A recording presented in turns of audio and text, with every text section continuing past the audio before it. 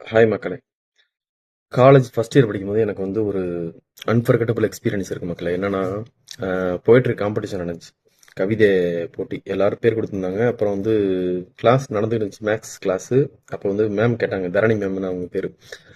அப்போ நான் வந்து கேட்டாங்க, உனக்கு கவிதை பேர், கவிதை உனக்கு காம்படிஷனில் பேர் கொடுத்துருக்க, உனக்கு தெரியுமா, உனக்கு கவிதை என்னன்னு தெரியுமான்னு சொல்லிட்டு கேட்டிருந்தாங்க. என்னடா இப்படி கேட்குறாங்க அப்படின்னு சொல்லிட்டு, சரி நான் உனக்கு 1 மினிட் டைம் தரேன்.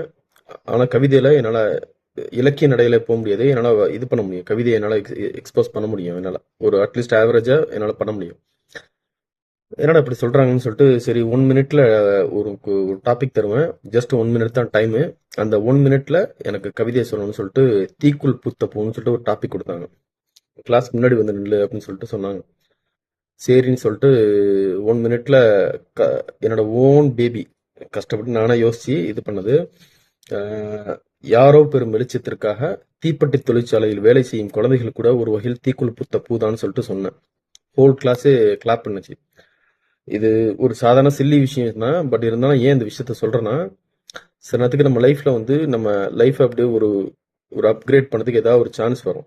சரின்னு சொல்லிட்டு அந்த நேரத்துல ஏதாவது முடியுமா அப்படின்னு சொல்லிட்டு யோசிக்காம, தோக்குறமோ ஜெயிக்கிறோமோ தயவு செய்து முன்னாடி போயிடுங்க. அது வந்து அது தோத்தாலும் சரி ஜெயிச்சாலும் சரி, அது நம்மளுக்கு ஒரு வேற ஒரு எக்ஸ்பீரியன்ஸ் கொடுக்கும். அதனால லைஃப்ல ஏதாவது ஒரு சான்ஸ் ஏதாவது வந்துச்சுன்னா தயவு செய்து விடறாம just move on. Take care.